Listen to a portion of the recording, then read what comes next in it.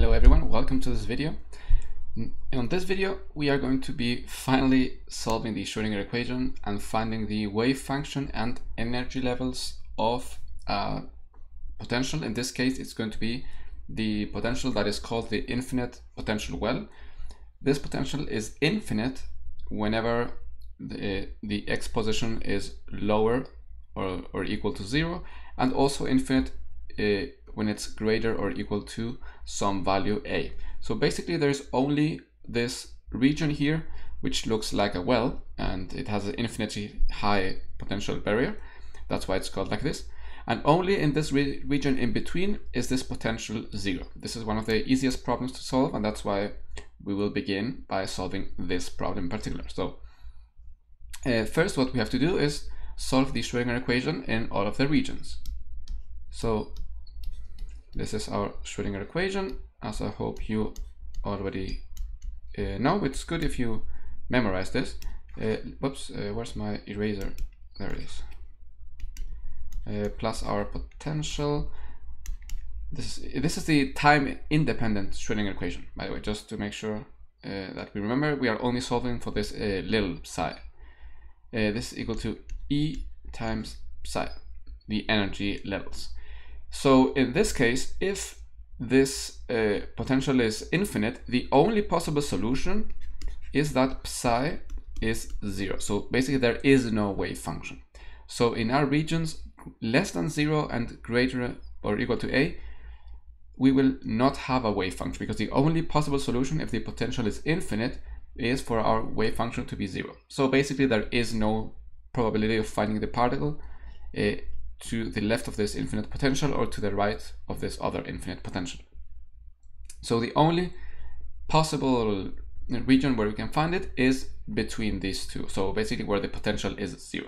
So that is the equation that we will have to solve, which is just the Schrödinger equation in the case where the potential is 0. So we just get this right here. I'm going to copy it so we can work with this equation here in the next page.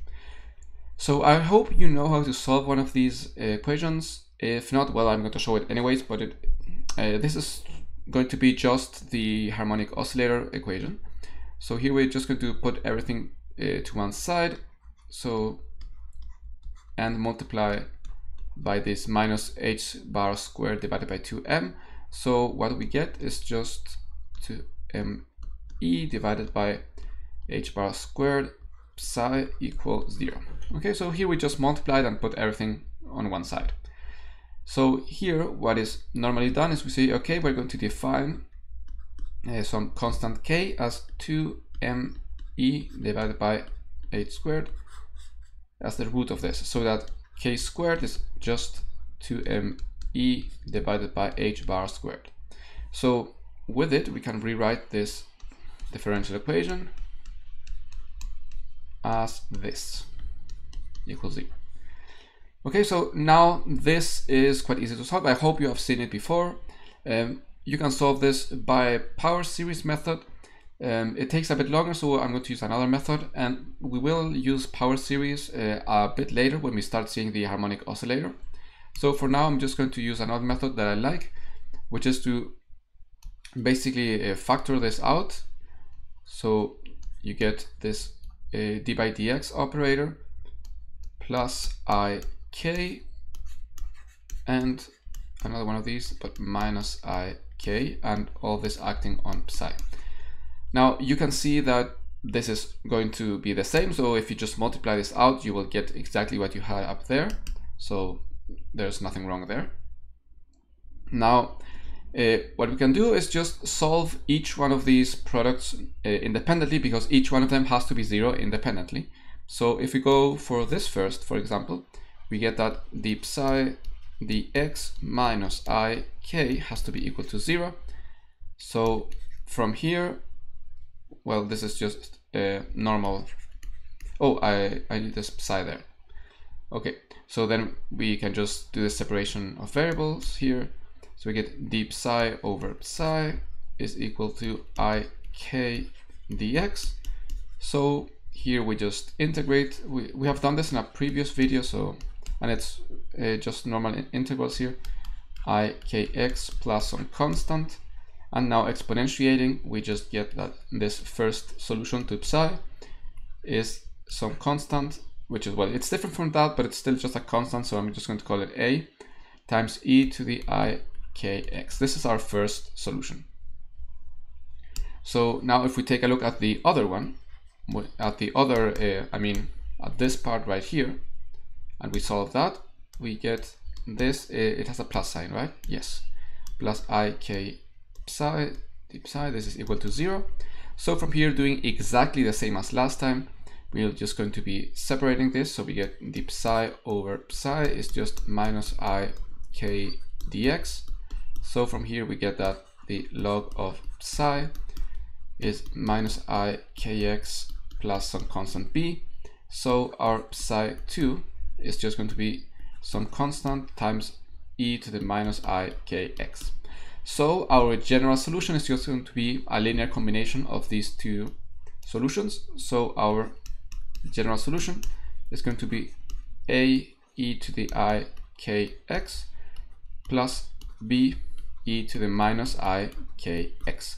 Now, as you will see, there's another way to write this, because sines and cosines are also a valid solution of this differential equation. But if you remember, you could just use here a Euler's formula, because e to the I theta is just cosine theta plus I sine theta. So you would get something in terms of cosine and sine.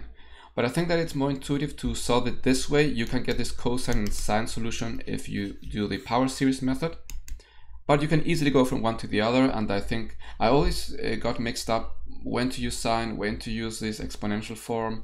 So I think this is a bit more intuitive, and you can always go back to sine when you need it, and in fact you will see that we will do that later. Okay, so this is our general solution. So what we have to do now, and this is something you will always have to do in this equation, is we have to apply the border conditions, because we know that our wave function has to be continuous, and it has to be 0 here and 0 here. So when our wave function is located at x equals 0, it has to be 0. There can't be a wave function there. So our wave function in all of our regions has to be continuous. That is, the wave function has to be continuous and its derivative has to be continuous. In this case, the derivative will not play a role, but it will in other cases.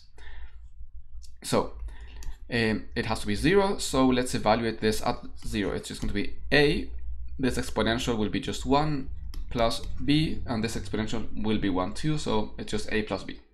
The other condition is that psi, not at 0, evaluated at the other side of this potential well. So at a has to be 0 too.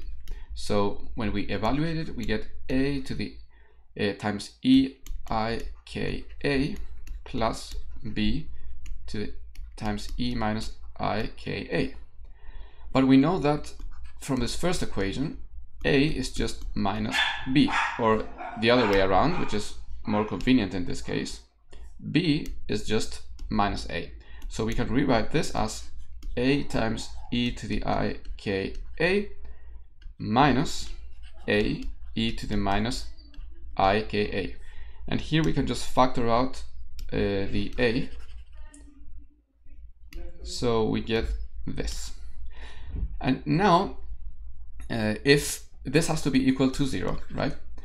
And here we can use a little trick to make it much easier, which is just to remember that the sine of something, of x, maybe calling x is not the best idea, but the sine of something is just going to be e to the I times this something minus e to the minus I something divided by 2i, right? I really hope you have seen it before. If not, it comes directly from this Euler formula. So you just do e to the ix and write it as cosine x minus plus I sine x, and then you do the same with a minus sign and you just add them together, and then you're going to find this right away. Okay, so we know this, so we can rewrite this expression here as a times sine of Ka, but you have to multiply this by 2i. But 2i times this constant a is just going to be a constant, since a can be complex. So this we can just write as some other constant a with this tilde, or just a, because it's still just a constant. So we can just absorb those into the constant. So this has to be equal to 0. So in order for this to be equal to 0, a shouldn't be 0, because otherwise we wouldn't have a wave function. So that is not really a physically acceptable solution. So we need that the sine of Ka has to be 0. So for that to happen, we need that Ka has to be equal to either plus or minus pi, or plus or minus 2 pi, or plus or minus 3 pi. So basically we need that K times A, this just has to be equal to n times pi, where n is just an integer. A positive integer, because it's going to be the same in the end. It's just going to be repeating. So with this we can see that K is going to be n times pi divided by A. This is a very important result, and we are now going to use all of this into our wave function. So we're going to take a look at this psi right here. So we know that A and B, we can rewrite, where is it? There we go. We can rewrite this as psi of x. This is just going to be A sine of kx, right? We just saw that down here. So we are going to work with that, but now we know the value of psi. We know that psi, of k. We know that k is just n pi over a, and this whole thing times x. So this is our non-normalized wave function. We will find this a by normalizing. So let's do that. So let's normalize this. So we have to integrate over all of the space, psi dagger, psi dx. But this integral is going to be 0, because the wave function is 0 everywhere except between 0 and a. So that's the only region where this is going to be non-zero, so we only have to take into consideration that limit. Now this is just going to be a psi dagger times psi is just going to be a squared sine squared n pi over a times x dx. So now we just have to integrate this. In order to do that, we have to remember that the sine squared of something is just going to be 1 minus cosine of 2 times that something, and all of this divided by 2. It is with a minus sign, right? I think, yeah, it is with a minus sign.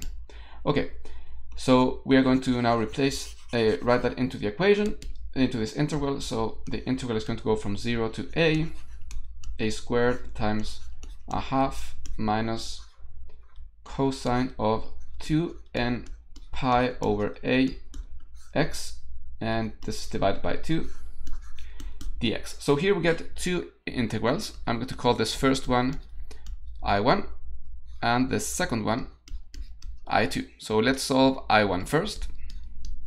This is just going to be, I have to take this a squared outside, so I'm not going to consider it here. This is just going to be integral from 0 to a of dx over 2. So this is just going to be x over 2 evaluated between 0 and a. So this is just a over 2. Okay, this is pretty easy. The other one will be a little bit more tricky, but not really much. So let's go to here. So I2, this is going to be, I'm going to leave the minus sign outside. This is just going to be cosine of 2n pi over ax integrated between 0 and a dx. Right, that's what it was, right? Oh, divided by 2. So a half. That's it, right? Yes. Okay. So, well, you could see where this is going if you have integrated enough. If not, I'm just going to solve this integral as if we couldn't see what's going to happen, because sometimes that's just the way that we are when we're first learning this subject. And I really didn't like it when my teacher just said, oh, this is obviously 0, and I was like, what? So let's just do it. Okay, so this is a half. Now the cosine, when you integrate it, it's just going to be sine, so we get sine of 2n pi over ax times a divided by 2n pi, and well, all of this has to be evaluated between 0 and a. So when we evaluate it, we get, I'm just going to factor out all of these things. We get 1 over 4n pi, well, this is 1 times a, and in here we get sine of 2n pi over a times a minus sine of 0. So the sine of 0 is obviously just 0, and here this a cancel out, so we just get the sine of 2n pi, but n is just an integer, so this will always be 0 too. So this second integral is just 0. Okay, and we'll see this is actually something that happens quite often, so it's good to just start noticing when our integrals can go 0, so we can just not have to integrate that much. But it's always good to just check. So when we put these two results together, we just go back to this integral, and we get that the integral, well, we already solved the integral, so we had a squared times this first integral, which is just a over 2, and this has to be equal to 1, right? Because this whole thing right here has to be equal to 1, because we're normalizing it, right? So this means that our big A squared is just going to be 2 over a, or that our a is just square root of 2 over a. So with this, we now found our normalized wave function, which is just square root of 2 over a sine of, this was n pi over a times x. Now this is the wave function for the infinite square well. And this is quite an important result. We can see that this doesn't just allow any sort of wave function. This needs only these multiples of n.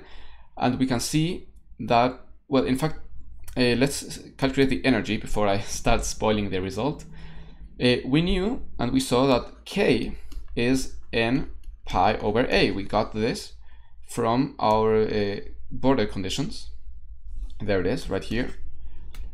Here it is.